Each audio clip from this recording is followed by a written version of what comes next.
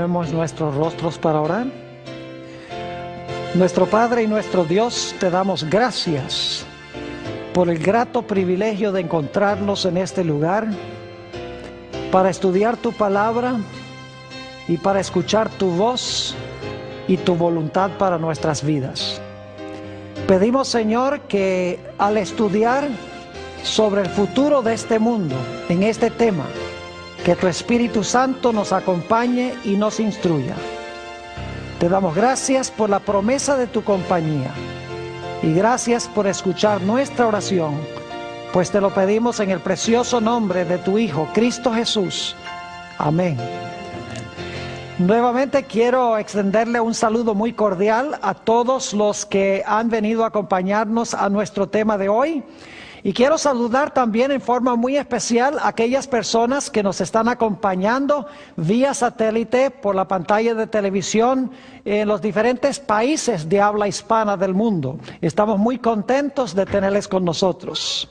Como les mencioné en la oración, vamos a comenzar este tema, una serie de temas relacionados con las grandes profecías de la Sagrada Escritura. Hemos colocado el ambiente o el marco para eso en los temas que ya hemos analizado.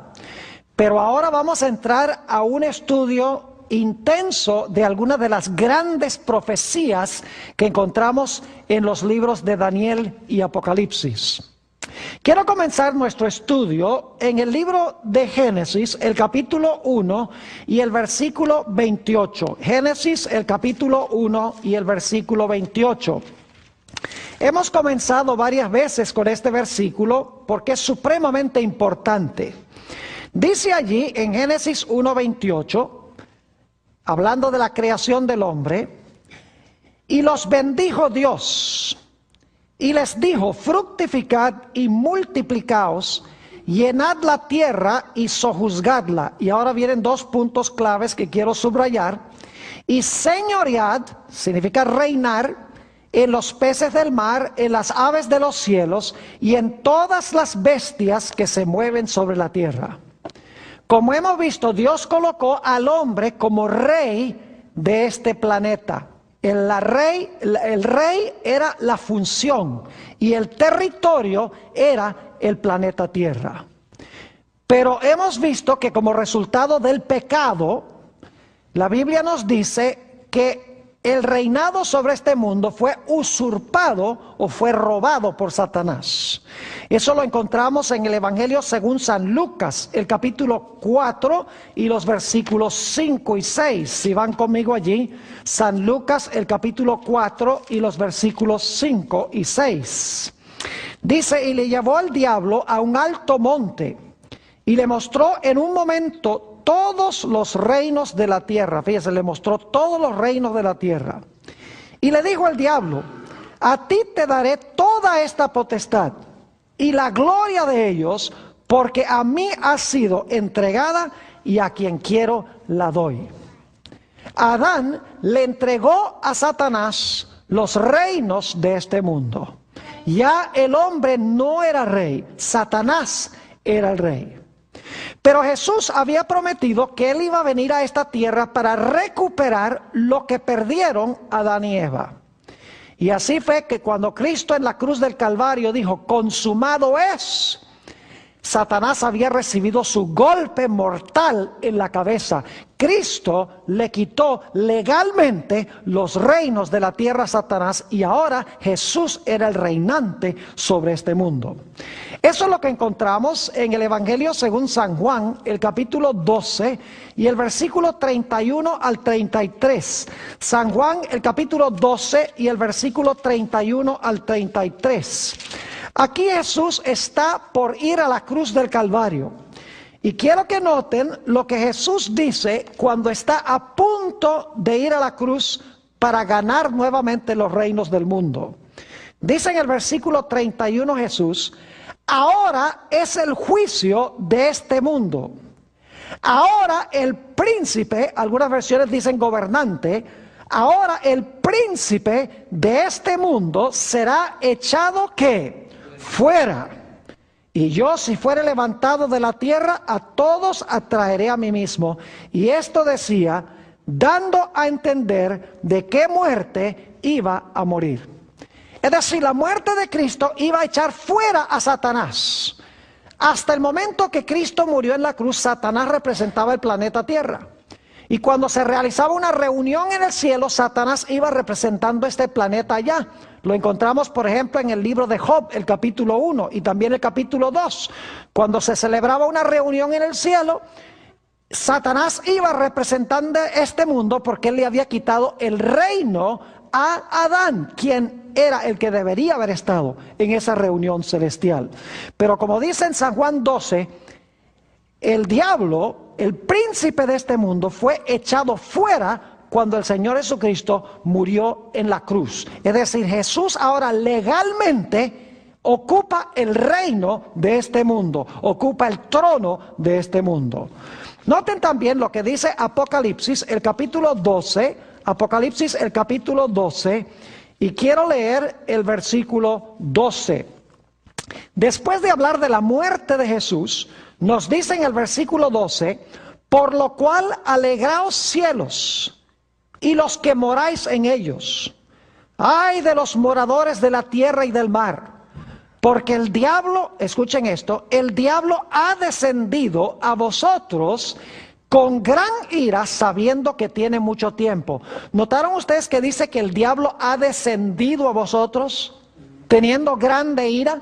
¿Ha descendido de dónde? Es la pregunta clave. Noten lo que dice el versículo 10. Entonces oí una gran voz en el cielo que decía, ahora ha venido la salvación, el poder y el reino de nuestro Dios y la autoridad de su Cristo, porque ha sido lanzado fuera el acusador de nuestros hermanos, el cual los acusaba delante de nuestro Dios día y noche. ¿De dónde fue echado Satanás? Del lugar a donde acusaba al pueblo de Dios, que día y noche. Es decir, el diablo antes de la cruz, como le había quitado el trono a Adán, iba al cielo representando este mundo, pero como dice en Job 1, iba para acusar a los hijos de Dios que se encontraban aquí en la tierra. Pero en la cruz fue lanzado fuera. Sin embargo, al mirar al mundo, no pareciera que Jesús estuviera gobernando sobre este mundo, porque el mundo se está desmoronando, los reinos se están peleando uno contra el otro, todo parece estar fuera de control, y nos hace preguntar cómo es que Cristo es el rey de este mundo, cómo es que Cristo recuperó el trono, y hay tantos reinos peleando y parece que todo está fuera de control. La sencilla explicación es que cuando Cristo murió en la cruz, legalmente, en un tribunal, por así decirlo, le quitó el reino legalmente a Satanás. Pero, como dice en Apocalipsis 12, Satanás sabe que por eso tiene poco tiempo. Así que él está llevando a las naciones a luchar una contra otra. Quiere dar la impresión de que él está en control, porque él no quiere que la gente sepa que Jesús ahora legalmente es el rey de este mundo. Ahora, la profecía que vamos a estudiar en nuestro tema de hoy es crucial entenderla, porque vamos a estudiar otras profecías en noches subsiguientes que están estrechamente relacionadas con esta profecía. Vamos a estudiar la profecía de Daniel, el capítulo 2. Y antes de entrar a estudiar este capítulo, necesito hacerles una explicación muy importante. Hay tres escuelas de interpretación profética. La primera escuela se llama la escuela preterista. Es la idea de que la mayoría de las profecías de Daniel y Apocalipsis ya se cumplieron en el pasado.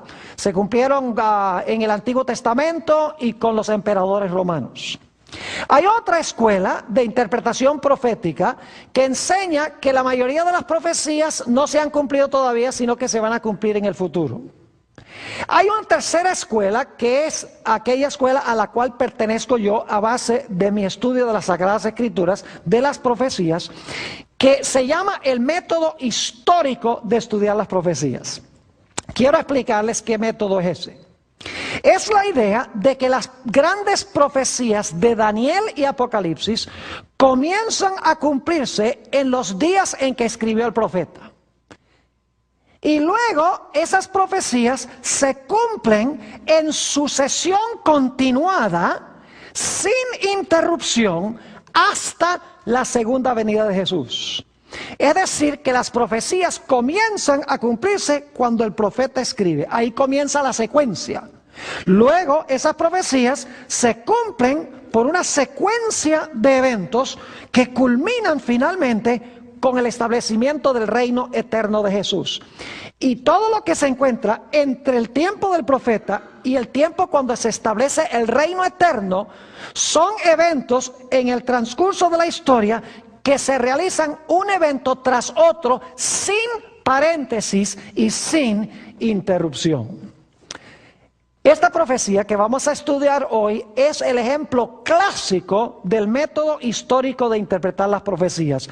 Es la profecía de Daniel, el capítulo 2. Vayan conmigo a este magnífico libro de Daniel, a uno de los libros más proféticos del Antiguo Testamento, y vamos a analizar esta historia tan interesante. Ahora, este capítulo presenta un sueño que tuvo un rey. Pero antes de interpretar el sueño, necesitamos entender lo que sucedió antes de que Daniel interpretara el significado del sueño. Vamos a Daniel, el capítulo 2 y el versículo 29. Daniel 2 y el versículo 29. Quiero que noten lo que el rey estaba pensando cuando se durmió esa noche. Dice allí, Daniel, hablándole al rey: estando tú, oh rey, en tu cama, te vinieron pensamientos por saber lo que había de ser en lo porvenir. Y el que revela los misterios te mostró lo que ha de ser. ¿Qué estaba pensando el rey cuando se acostó a dormir? Estaba pensando en lo que iba a ser el futuro del mundo, el futuro de su reino. Ahora yo pregunto, ¿creen ustedes que Dios sabía lo que el rey estaba pensando? Claro que sí. Noten que el texto dice que subieron pensamientos en su mente. Es decir, él no estaba hablando sobre el futuro de su reino, estaba pensando en el futuro de su reino. Y lo interesante es que Dios sabía lo que el rey estaba pensando. Y por lo tanto Dios dice: tú estás interesado en el futuro de tu reino, pues yo te voy a dar un sueño que te va a indicar ese futuro. Así que Dios le da al rey un sueño para que él pudiera entender lo que iba a pasar con su reino y lo que iba a pasar en el futuro. Lo interesante es que según Daniel, el capítulo 2 y el versículo 3, algo muy extraño sucedió. Daniel 2 y el versículo 3. El rey llama a sus expertos, a sus magos, astrólogos, adivinos, y dice en el versículo 3, y el rey les dijo: he tenido un sueño, y mi espíritu se ha turbado por saber el sueño. Es decir, el rey sabía que había soñado, pero no se acordaba qué es lo que había soñado. Ahora, qué interesante que Dios le diera al rey un sueño y luego entonces Dios lo llevara a olvidar el sueño cuando se despertara. Es algo muy extraño. ¿Por qué Dios le iba a dar un sueño sobre el futuro de su reino para luego llevarlo a olvidar su sueño? Bueno, había una razón muy especial. Yo quiero que ustedes noten que aquí en Daniel, el capítulo 2, se está realizando un juego y un contrajuego. Está jugando Dios y está jugando también Satanás. Esto demuestra que hay dos poderes en el mundo invisible que están luchando tremendamente detrás del telón de la historia. Ahora, ¿por qué razón llevó Dios al rey a olvidar el sueño? Porque Dios sabía que cuando olvidara el sueño, el rey iba a mandar a llamar a todos los expertos de su reino. Dios sabía que inmediatamente el rey, no sabiendo qué era el sueño, pero sabiendo que había soñado, iba a llamar a los magos, a los astrólogos, a los adivinos, a los que leían la palma de la mano, a los que leían la señal del zodíaco, los iba a llamar para que le dijeran el sueño y le explicaran el significado del sueño. Dios sabía que cuando él llamara a estos charlatanes, ellos no le iban a poder decir el sueño. Es decir, el propósito de Dios en llevar al rey a olvidar el sueño era que Dios quería desenmascarar a estos charlatanes. Quería desenmascarar todos estos métodos que ellos usaban para tratar de anunciar lo que iba a suceder en el futuro. Y así exactamente pasó. El rey mandó a llamar a los magos, a los astrólogos, a los adivinos, a los caldeos. Vinieron y el rey les dijo: miren, yo he tenido un sueño y se me olvidó el sueño. Yo quiero que ustedes me digan el sueño. Imagínense eso. Ahora yo les quiero preguntar, ¿ustedes creen que Satanás es capaz de leer los pensamientos? ¿Creen que Satanás es capaz de leer nuestros pensamientos? No. Si Satanás hubiera sido capaz de leer los pensamientos, ¿podría haber leído el sueño que Dios le dio al rey Nabucodonosor cuando lo estaba pensando? Claro que sí. ¿Ustedes creen que el diablo se estaba muriendo por decirle al rey el sueño que había tenido a través de estos charlatanes? Claro que sí. Pero lo interesante es que estos charlatanes no pudieron decirle al rey el sueño, lo cual significa que Satanás no era capaz de leer los pensamientos del rey. Dios sí, porque cuando el rey se durmió, Dios sabía que estaba pensando. Pero Dios ocultó el sueño y Satanás no pudo leer sus pensamientos, por eso no le pudo susurrar a estos charlatanes el sueño que había tenido el rey. Ahora, estos charlatanes usaban toda clase de métodos prohibidos para tratar de revelar lo que iba a suceder en el futuro. Si ustedes leen, y solamente voy a mencionar este pasaje, Deuteronomio 18, 9 al 12, nos da toda una lista de prácticas que Dios prohibió que la gente usara para determinar el futuro. Por ejemplo, prohibió el intento de comunicarse con los muertos, prohibió el intento de leer el destino en las estrellas, prohibió terminantemente procurar leer el destino a través de psíquicos. Hoy son aquellos que leen el futuro supuestamente en la bola de cristal. Es decir, en los tiempos bíblicos hubiera sido muy prohibido tratar de determinar el futuro mirando lo que tiene que decir Walter Mercado en el televisor. Porque ese método, según Dios, es un método prohibido. Ahora, quiero que noten en Daniel el capítulo 2 y el versículo 10 lo que sucede cuando estos charlatanes comparecen ante el rey. Daniel el capítulo 2 y el versículo 10. Dice aquí: los caldeos respondieron delante del rey y dijeron: no hay hombre sobre la tierra que pueda declarar el asunto del rey. Además de esto, ningún rey, príncipe ni señor preguntó cosas semejantes a ningún mago, ni astrólogo, ni caldeo. Le dicen: lo que tú estás pidiendo es imposible. Tú estás pidiendo algo injusto, que nosotros digamos el sueño. Ahora, nosotros podemos decirte lo que significa el sueño si tú nos dices el sueño, pero no podemos decirte el sueño. No debes estar pidiéndonos a nosotros que te digamos cuál es el sueño. Y luego ellos dicen algo muy revelador. En el versículo 11 encontramos que estos charlatanes dicen: porque el asunto que el rey demanda es difícil y no hay quien lo pueda declarar al rey, ahora escuchen bien, salvo los dioses cuya morada no es con la ¿qué? Con la carne. Yo pregunto, ¿qué hacen los dioses paganos?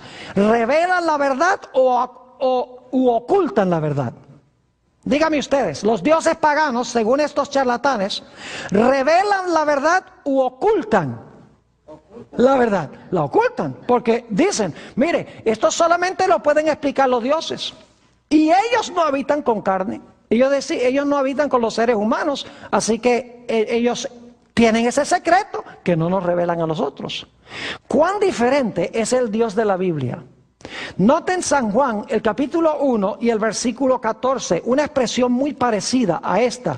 San Juan, el capítulo 1 y el versículo 14, hablando del Señor Jesucristo, quien se le llama el Verbo, quien se le llama Dios, dice: y aquel Verbo fue hecho ¿qué? Carne. El Verbo, quien era Dios, fue hecho carne y habitó entre nosotros. Y vimos su gloria, gloria como del unigénito del Padre, lleno de gracia y de verdad. Yo pregunto, ¿Dios revela su voluntad a través de Jesús, quien se hizo carne? Claro que sí. Dios es un Dios que revela su voluntad a los seres humanos. Los dioses paganos no les interesa revelar la verdad, sino que les interesa ocultar la verdad, porque ellos no moran con carne. Es decir, el Dios de la Biblia es Dios que revela sus secretos, mientras que los dioses paganos son dioses que ocultan sus secretos.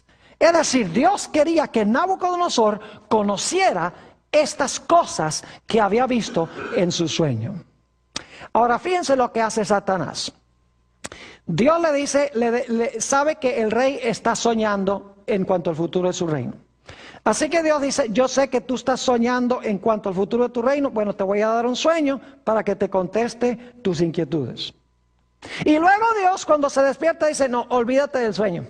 Olvídate del sueño. Porque Dios quiere, al llevarlo a olvidar el sueño, que el rey mande a llamar a los charlatanes, para que se pueda demostrar que estos individuos que profesan tener un canal directo de comunicación con los dioses, en realidad no tienen ninguna comunicación con los dioses.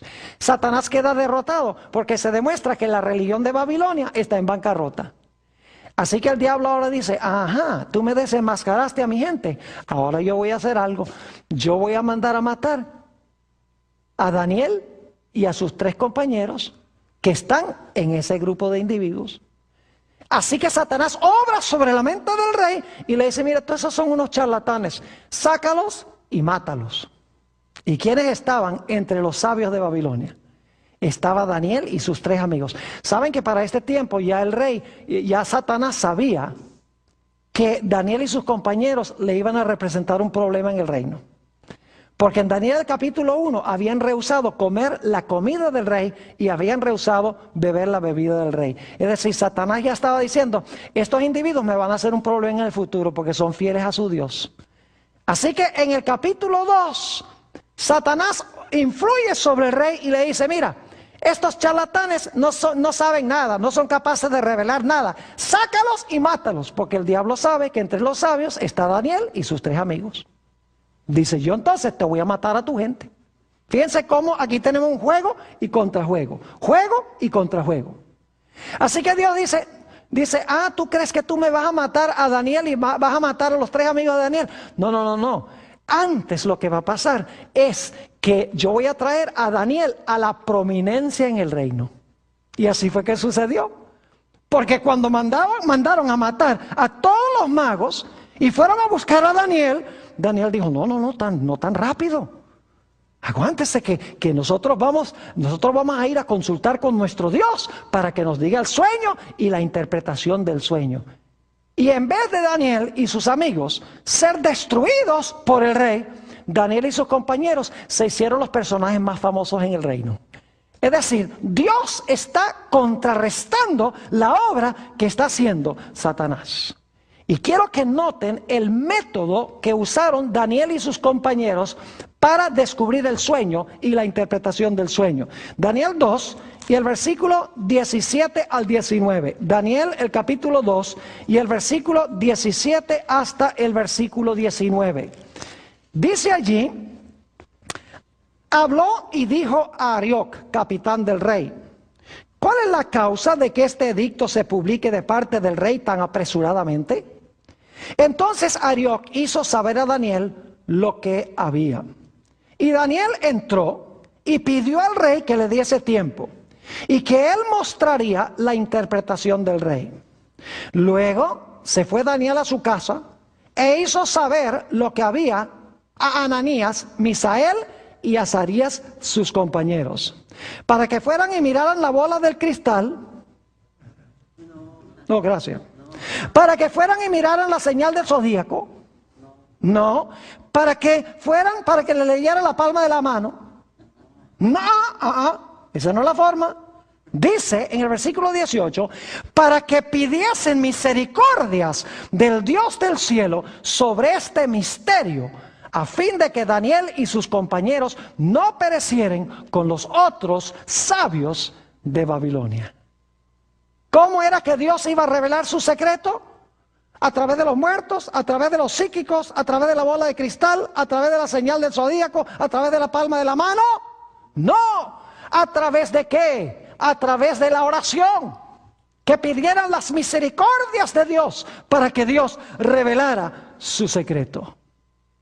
En Amós el capítulo 3 y el versículo 7, ese versículo también conocido, nos dice que el Señor Jehová no hará nada sin que revele su secreto ¿a quiénes? Sin que revele su secreto a sus siervos, los profetas. Así que encontramos muy interesante esta historia. Dios sabe lo que el rey está pensando. Y por lo tanto le da un sueño para mostrarle lo que él está pensando. Mira, este es el futuro de tu reino. Cuando el rey se despierta, Dios le dice, olvídate del sueño. Porque Dios sabe que va a llamar a los magos, los astrólogos y los adivinos. Y los manda a llamar y se demuestran todos unos charlatanes. Porque no son capaces de decirle al rey el sueño. Así que Satanás dice, así es la cosa. Entonces voy a mandar a matar a todos e influye sobre el rey para que mate a todos los sabios. Porque quiere que Daniel y sus 3 compañeros perezcan. Dios dice, sí, ¿tú crees que tú me vas a matar a mis muchachos? No. Antes, con lo que tú estás haciendo, ahora ellos van a llegar a ser famosos en el reino. Es decir, ellos ahora van a ser usados por mí en el reino de Babilonia. Dios no hace nada sin que revele su secreto a sus siervos los profetas. Y saben que en Isaías 46 y el versículo 9 y 10, en Isaías 46 y el versículo 9 y 10, tenemos un concepto muy interesante. Quiero leer esos versículos. Dice allí, acordaos de las cosas pasadas desde los tiempos antiguos, porque yo soy Dios y no hay otro Dios. Y nada hay semejante a mí. Ahora escuchen esto. Que anuncio lo porvenir desde el principio. Y desde la antigüedad lo que aún no era hecho. Que digo, mi consejo permanecerá y haré todo lo que quiero. ¿Qué dice este texto? Que Dios anuncia lo porvenir desde cuándo. Desde el principio. Es decir, Dios conoce el fin desde el principio. Él ya sabe lo que va a ocurrir. Mientras que el diablo solamente puede adivinar. Por eso el diablo comete errores. En una de nuestras presentaciones anteriores les presenté el panorama de que la historia es como un juego de ajedrez. Donde en un lado de la mesa se sienta Satanás y en el otro lado de la mesa se sienta Jesús. Y el movimiento de las fichas son los movimientos históricos. Y entonces Jesús le dice a Satanás, juega. Y Satanás juega. Y entonces Cristo le dice, está bien, ya jugaste, ahora me toca a mí. Y entonces hace Jesús una jugada en la historia. Y el diablo dice, vaya, lástima que yo no sabía que él iba a jugar así. Pero entonces él se busca la manera de contrarrestar lo que hizo Jesús. Y así la historia se mueve. Dios juega, Satanás contrajuega. Dios juega, Satanás contrajuega. Pero ¿saben algo muy interesante? El Señor Jesucristo va a ganar el juego. ¿Saben por qué va a ganar el juego? Porque Satanás solamente puede adivinar cómo va a jugar Dios. Mientras que Dios ya sabe desde el principio todas las jugadas que va a hacer Satanás. Si usted empieza a jugar un juego y ya sabe todas las jugadas que va a hacer el contrario, antes de que empiece el juego, usted no puede perder. Y así es con Dios. Dios sabe exactamente lo que va a hacer Satanás en el curso de la historia. Y luego encontramos en la historia de Daniel 2 que Daniel le da honra y gloria y alabanza a Dios por haberle mostrado el sueño y pide la oportunidad de comparecer ante el rey. Ahora, note lo que encontramos en Daniel el capítulo 2 y el versículo 31 al 34. Aquí llegamos ya al sueño del rey Nabucodonosor. Daniel el capítulo 2 y empezando en el versículo 31 hasta el versículo 34. Dice Daniel, tú, oh rey, veías, y he aquí una grande imagen, una estatua. Esta imagen que era muy grande y cuya gloria era muy sublime, estaba en pie delante de ti y su aspecto era terrible. Ahora quiero que usen su imaginación. La cabeza de esta imagen era de oro fino, su pecho y sus brazos de plata, su vientre y sus muslos de bronce, sus piernas de hierro y sus pies en parte de hierro y en parte de barro cocido. Estabas mirando hasta que una piedra fue cortada, no con mano, e hirió a la imagen en sus pies de hierro y de barro cocido y los desmenuzó. Entonces fueron desmenuzados también el hierro, el barro cocido, el bronce, la plata y el oro, y fueron como tamo de las eras del verano, y se los llevó el viento sin que de ellos quedara rastro alguno. Mas la piedra que hirió a la imagen fue hecha un gran monte que llenó toda la tierra. Este es el sueño. Una estatua, cabeza de oro, pecho y brazos de plata, vientre de bronce, piernas de hierro, pies de hierro mezclado con barro. Una gran piedra que viene a toda velocidad, pega en los pies de la imagen, destruye toda la imagen, todos los metales, los pies, etc. Y luego la piedra se convierte en una montaña que llena toda la tierra. Inmediatamente nos preguntamos, ¿qué significa este sueño? Bueno, permítame en primer lugar mencionar que en este sueño el valor de los metales va disminuyendo. Oro, plata, bronce, hierro, y cuando uno llega a los pies, ni hierro puro hay. Es decir, la historia va a ir mejorando, ¿verdad que sí? Cada reino va a ser mejor que el anterior. No. Significa que la historia va a ir de mal en peor, se va a degenerar o se va a deteriorar. Pero noten también que a medida que va bajando el valor de los metales, también va subiendo la consistencia y la fuerza de los metales. Porque el más fuerte es ¿qué cosa? El hierro es el más fuerte. Es decir, que los reinos van a ir degenerando, pero al mismo tiempo se van a volver más ¿qué? Más despóticos, más tiranos y más rudos, según la secuencia de los metales de Daniel el capítulo 2. Ahora, ¿qué representan estos símbolos de Daniel 2? Volvamos otra vez al capítulo 2 y el versículo 38. Daniel el capítulo 2 y el versículo 38. Y vamos a ver la interpretación que Daniel da de este sueño. Vamos a empezar en el versículo 37 para el contexto.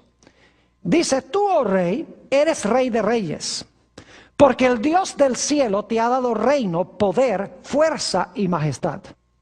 Y donde quiera que habitan hijos de hombres, bestias del campo y aves del cielo, Él los ha entregado en tu mano y te ha dado el dominio sobre todo.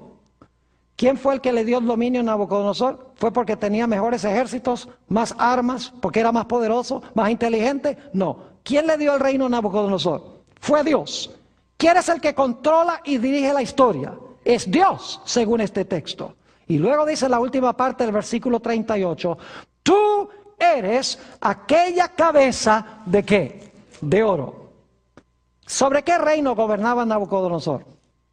Él gobernaba sobre el reino de Babilonia. Y le voy a dar las fechas. Las fechas para Babilonia son del año 605 al año 539 antes de Cristo. Esto lo pueden leer en cualquier libro de historia. Es decir, que este sueño empieza en los días cuando vivió el profeta, ¿sí o no? Como dijimos, el sueño o esta profecía empieza a cumplirse en los días en que está viviendo el profeta, en los días cuando vive el rey, ahí comienza. Y claro, termina con el reino eterno, ¿verdad que sí? Termina con la piedra y termina con la montaña. Y todo lo que está en el medio son los eventos que llevan a ese clímax final. Ahora, note lo que sigue diciendo en el versículo 39. Y después de ti se levantará otro reino inferior al tuyo. ¿Se dan cuenta que van degenerándose los reinos? Dice, se levantará otro reino inferior al tuyo. Ahora yo pregunto, ¿cuál fue el reino que conquistó a Babilonia? El reino que conquistó a Babilonia fue Medo-Persia. Y el reino de los medos y los persas duró desde el año 539, cuando conquistaron la ciudad de Babilonia, hasta el año 331 antes de Cristo. Ese fue el reino de los medos y los persas. Lo pueden leer en cualquier historia eclesiástica o aún historia universal. Van a encontrar que esa es la secuencia de los reinos. Y dicho sea de paso, no tenemos que adivinar, porque en Daniel el capítulo 5, que es una profecía que no vamos a alcanzar a estudiar en esta serie, en Daniel 5 dice que el reino de Babilonia cayó en manos de los medos y los persas. El mismo libro de Daniel dice que el reino que sucedió a Babilonia fue el reino de los medos y los persas que conquistaron a Babilonia. Y luego note lo que sigue diciendo en el versículo 39. Y luego un tercer reino, ¿de qué? De bronce. Ahora yo pregunto, ¿cuál reino sucedió al reino de los medos y los persas? Si ustedes miran la historia van a encontrar que fue el reino de los griegos. Es decir, Grecia sucedió al reino de los medos y los persas. Ese es el tercer reino. Y el reino de los griegos gobernó desde el año 331 hasta el año 168 antes de Cristo. Fíjense que están cumpliéndose sin interrupción, sin paréntesis, uno tras otro. Pero el tercer reino no es el último. Recuerden que hay 4 metales: cabeza de oro, pecho y brazos de plata, vientre de bronce, piernas de hierro. Y luego los pies, que es una mezcla. A eso vamos más adelante. Sigue diciendo en el versículo 39, el cual dominará sobre toda la tierra, el de bronce. Y ahora versículo 40. Y el cuarto reino será fuerte como hierro. Y como el hierro desmenuza y rompe todas las cosas, desmenuzará y quebrantará todo. Ahora yo pregunto, ¿cuál fue el reino que conquistó a los griegos? El reino que sucedió al reino de los griegos. No cabe duda alguna de que fue el Imperio Romano. Así que tenemos en Daniel el capítulo 2 4 reinos, empezando con los días de Nabucodonosor y llevando hasta el Imperio Romano. Tenemos a Babilonia, tenemos a Medo-Persia, tenemos a Grecia y tenemos a ¿qué? Y tenemos el Imperio Romano. Pero la visión o el sueño no termina allí. Note lo que dice el versículo 41. Dice, y lo que viste de los pies y los dedos, ¿cuántos dedos eran? 10. 2 pies tienen 10 dedos. Dice, y lo que viste de los pies y los dedos, en parte de barro cocido. ¿De qué clase de barro cocido? Barro cocido de alfarero, y en parte de hierro, será el reino dividido. ¿Cuál reino será dividido? Tiene que ser el cuarto reino. Y dice, mas habrá en él algo de la fuerza del hierro, así como viste hierro mezclado con barro cocido. Ahora, ¿qué representan las piernas de hierro? Ya hemos visto que las piernas de hierro representan a Roma, el Imperio Romano. Yo pregunto, ¿los pies tienen también hierro? ¿Los pies tienen hierro? Claro que tienen hierro. Entonces yo pregunto, ¿en los pies continúa Roma? Claro que sí. Porque si el hierro de las piernas es Roma y los pies tienen hierro, significa que Roma va a continuar, ¿qué cosa? En los pies de la imagen. Pero quiero que noten que la Roma de los pies es otro tipo de Roma. Es una Roma dividida. ¿En cuántos reinos? 10, porque son 10 dedos de los pies. Y es una Roma adulterada o una Roma amalgamada. Es decir, hay una mezcla entre ¿qué? Hay una mezcla entre el hierro del Imperio Romano y ¿qué otra cosa? Y barro. ¿Qué clase de barro? Barro de alfarero. Un detalle muy importante. Es decir, Roma iba a continuar. Después que cayera el Imperio Romano, Roma iba a continuar, pero iba a continuar en un estado ¿qué? Dividido. E iba a haber una mezcla entre dos elementos que no deben ir juntos. Porque nadie en su sano juicio mezcla hierro con barro, porque son dos sustancias radicalmente distintas. ¿Está claro en sus mentes que en los pies continúa Roma? Claro que sí. Pero es una Roma ¿de qué clase? Dividida. Y es una Roma que tiene una amalgama o tiene una mezcla de dos diferentes esencias que no deben ir juntas. Ahora, en Daniel 2 tenemos símbolos, ¿sí o no? Yo pregunto, ¿el oro representa algo? Sí, el oro representa Babilonia. ¿La plata es un símbolo? Claro, la plata es Medo-Persia.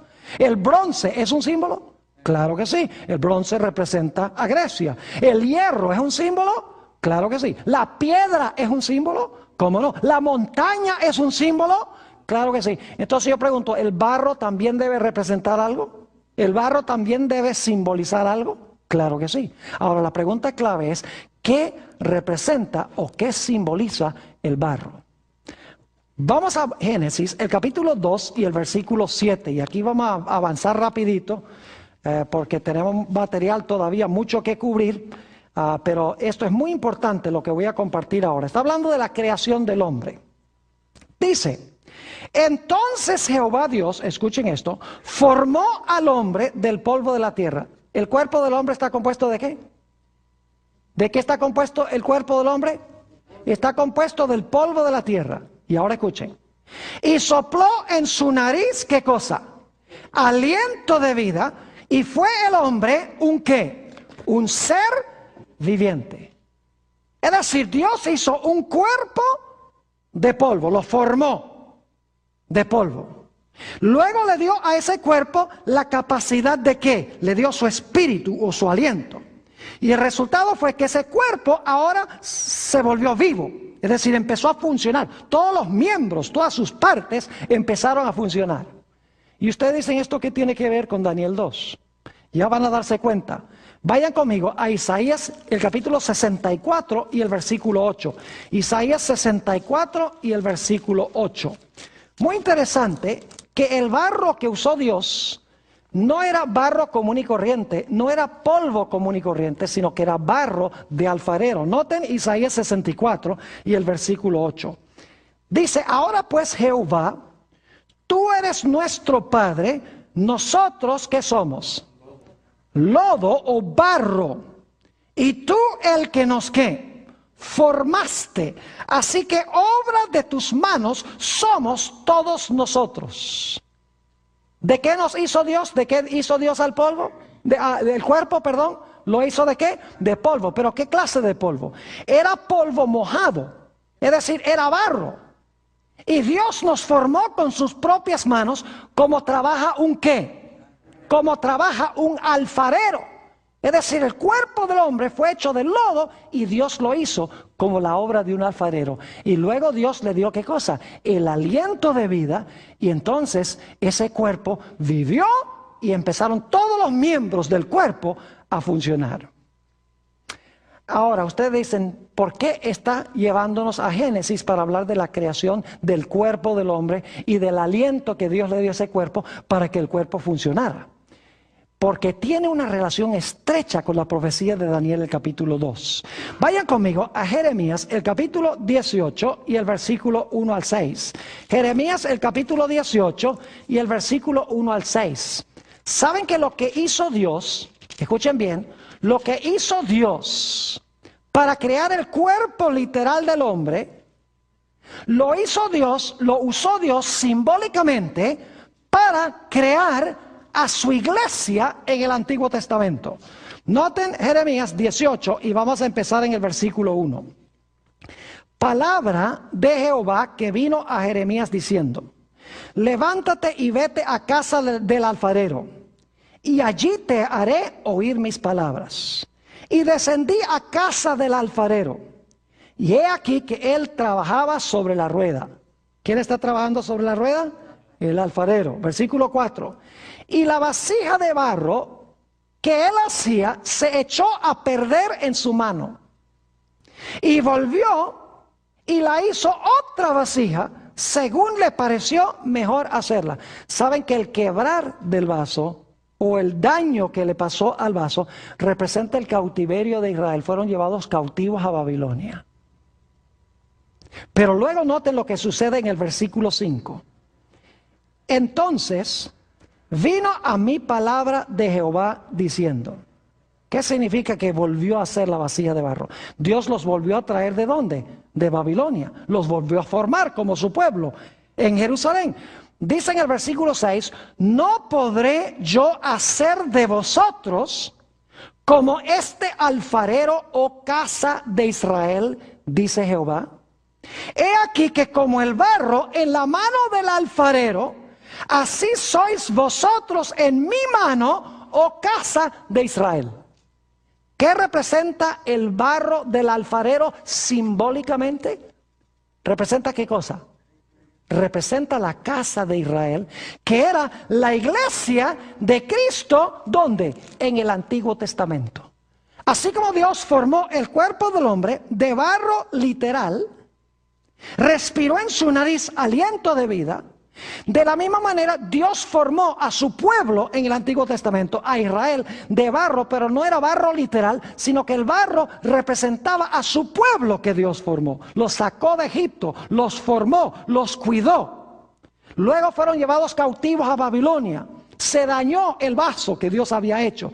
Entonces Dios los sacó de Babilonia y los volvió otra vez a traer a su tierra. Es decir, hizo el vaso de nuevo. Es decir, el barro de alfarero representa al pueblo de Dios, representa a la iglesia de Jesús en el Antiguo Testamento, simbólicamente. Ahora yo pregunto, en el Nuevo Testamento, ¿qué es el cuerpo de Cristo?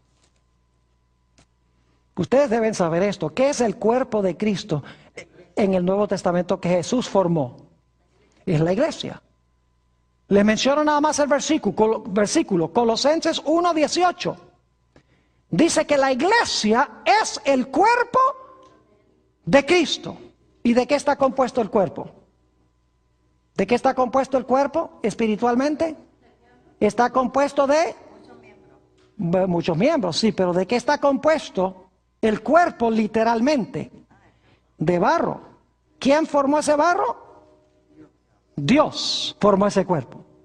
¿De qué está compuesto simbólicamente la iglesia? De barro. ¿Quién formó a la iglesia de ese barro? No literalmente, sino simbólicamente. Fue Jesús. Ahora yo les pregunto, cuando el Señor Jesucristo formó a su iglesia, ¿qué le faltaba a la iglesia para poder funcionar? ¿Qué le faltaba al cuerpo de Cristo para poder funcionar? ¿Qué le faltaba al cuerpo cuando Dios creó el cuerpo del hombre? Oh, le faltaba el aliento, el espíritu de vida. ¿Qué le faltaba a la iglesia para que la iglesia pudiera funcionar después que Jesús la formó? Era necesario tener el espíritu. ¿Y cuándo fue que a la iglesia se le impartió el aliento de vida o el espíritu? En Hechos, el capítulo 2 y el versículo 1 al 3, nos dice que en el día del Pentecostés, Dios puso en su iglesia el aliento de vida y ahora, como dice el apóstol Pablo en 1 Corintios 12, todos los miembros del cuerpo comenzaron a ¿qué? Comenzaron a funcionar. ¿Están entendiendo lo que estoy diciendo? Así como Dios hizo el cuerpo literal de barro, le dio aliento de vida y el cuerpo comenzó a funcionar. De la misma manera Jesús formó de barro simbólico a su iglesia, le puso el Espíritu Santo. Y ahora la iglesia empezó a funcionar, la iglesia empezó a vivir y los miembros todos empezaron a funcionar. Es decir, el barro representa ¿qué cosa? El barro representa a la iglesia, simbólicamente hablando, porque es el cuerpo de Cristo y el cuerpo está compuesto ¿de qué? Está compuesto de barro.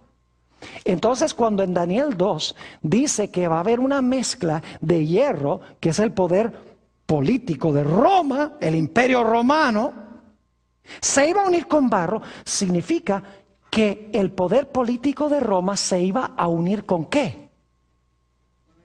Con la iglesia. Es decir, esta Roma iba a ser una amalgama del Estado de Roma, del poder civil de Roma, porque hay hierro como en las piernas, ¿con qué cosa?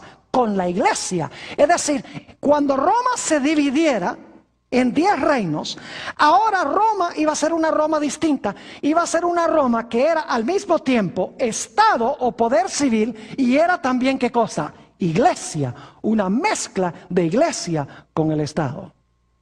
Ahora eso es muy importante recordarlo, porque después vamos a volver a ello.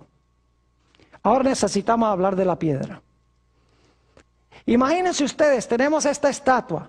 Pasó Babilonia, pasó Medo-Persia, pasó Grecia, pasó Roma. Roma fue dividido en 10 reinos. Hubo, vamos a ver en nuestro próximo estudio, una unión entre la iglesia y el Estado, entre Roma civil y la iglesia de Roma, cuando se fragmentó o se dividió el imperio romano. Y esa unión iba a durar hasta que Jesús viniera. Tenemos la piedra. ¿Qué representa la piedra? Bueno, vamos a ver en la Biblia qué representa la piedra. Mateo 21 y el versículo 42. Mateo el capítulo 21 y el versículo 42. Gracias a Dios que ninguno de estos reinos va a ser el reino eterno. Dice allí en San Mateo 21 y el versículo 42 lo siguiente. Jesús les dijo: ¿nunca leísteis en las Escrituras? La piedra que desecharon los edificadores ha venido a ser cabeza del ángulo. El Señor ha hecho esto y es cosa maravillosa en nuestros ojos. Y luego dice en el versículo 44, y el que cayere sobre esta piedra será quebrantado, y sobre quien ella cayere le desmenuzará. ¿Quién es la piedra? La piedra representa ¿a quién? La piedra representa a Cristo. La piedra que los constructores rechazaron es Jesús.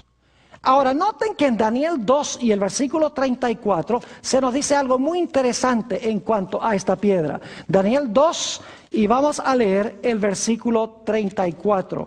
Dice allí: estabas mirando hasta que una piedra fue cortada, ¿cómo?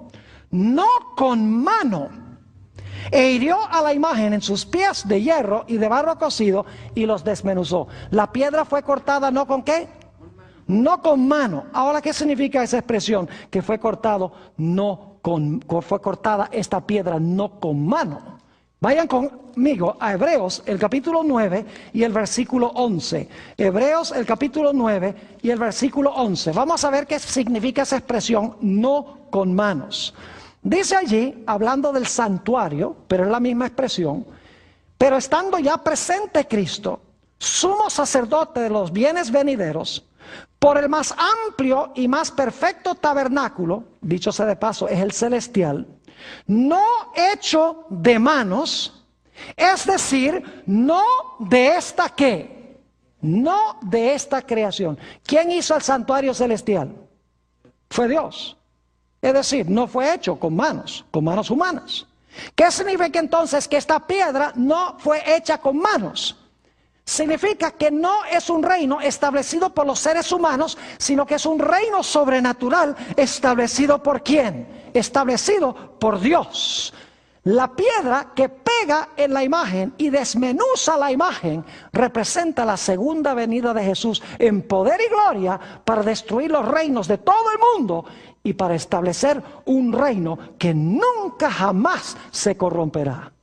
Note lo que dice en Daniel 2 y el versículo 45 sobre este reino. Daniel 2 y el versículo 45. Dice: de la manera que viste que del monte fue cortada una piedra, no con mano, la cual desmenuzó el hierro, el bronce, el barro, la plata y el oro. El gran Dios ha mostrado al rey lo que ha de acontecer en lo porvenir, y el sueño es verdadero y fiel su interpretación. Y noten el versículo 44, dice: y en los días de estos reyes, el Dios del cielo levantará un reino que no será jamás destruido, ni será el reino dejado a otro pueblo. Desmenuzará y consumirá a todos estos reinos, pero Él permanecerá, ¿qué? Él permanecerá para siempre. Ahora, ¿qué lecciones podemos sustraer nosotros de Daniel el capítulo 2?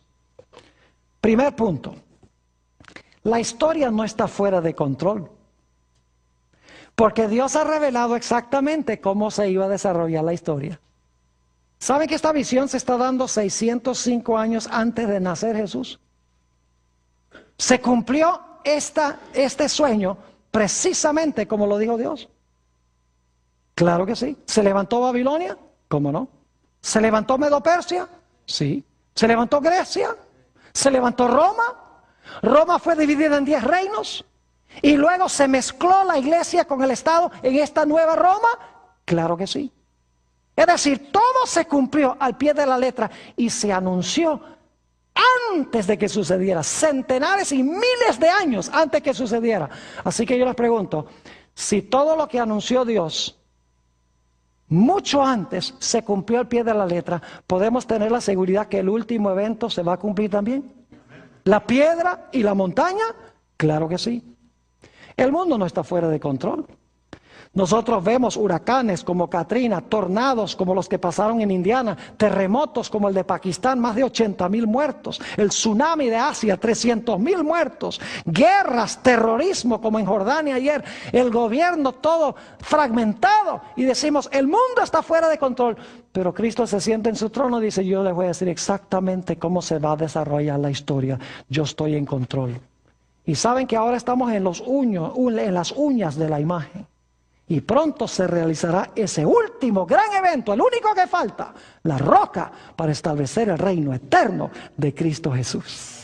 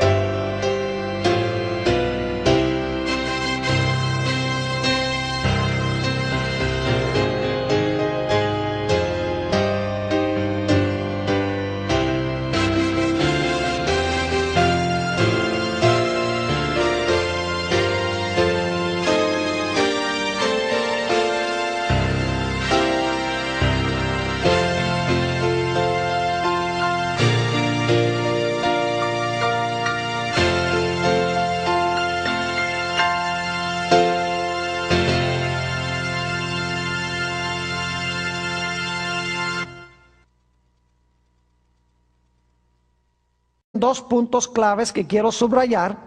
Y señoread significa reinar en los peces del mar, en las aves de los cielos y en todas las bestias que se mueven sobre la tierra.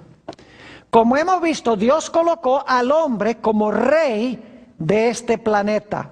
El rey era la función y el territorio era el planeta Tierra.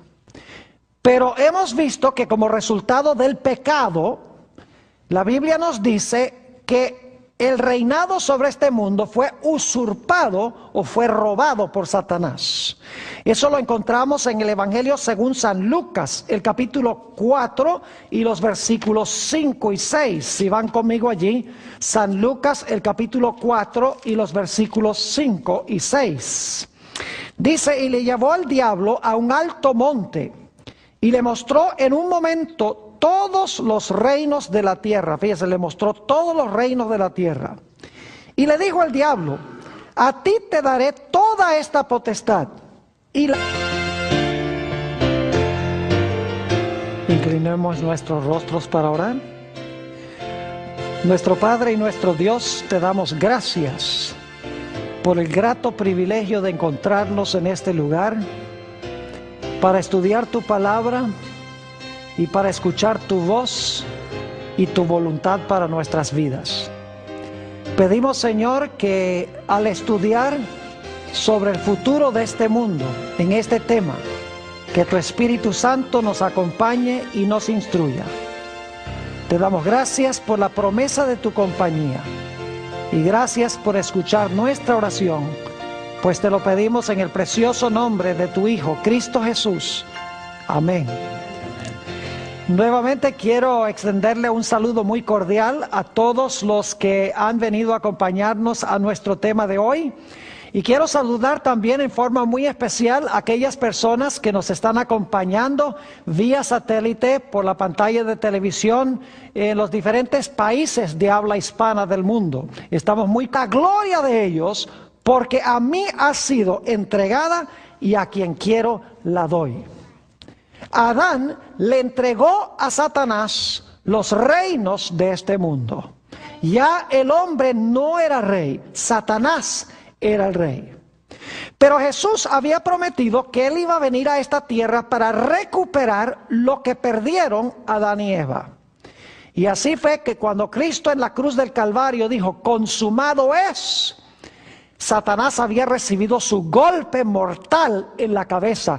Cristo le quitó legalmente los reinos de la tierra a Satanás y ahora Jesús era el reinante sobre este mundo.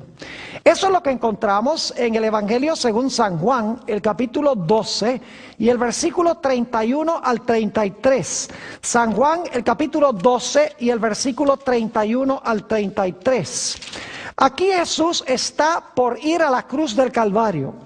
Y quiero que noten lo que Jesús dice cuando está a punto de ir a la cruz para ganar nuevos contentos de tenerles con nosotros. Como les mencioné en la oración, vamos a comenzar este tema, una serie de temas relacionados con las grandes profecías de la Sagrada Escritura. Hemos colocado el ambiente o el marco para eso en los temas que ya hemos analizado. Pero ahora vamos a entrar a un estudio intenso de algunas de las grandes profecías que encontramos en los libros de Daniel y Apocalipsis. Quiero comenzar nuestro estudio en el libro de Génesis, el capítulo 1 y el versículo 28. Génesis, el capítulo 1 y el versículo 28. Hemos comenzado varias veces con este versículo porque es supremamente importante. Dice allí en Génesis 1:28, hablando de la creación del hombre, y los bendijo Dios, y les dijo, fructificad y multiplicaos, llenad la tierra y sojuzgadla. Y ahora vienen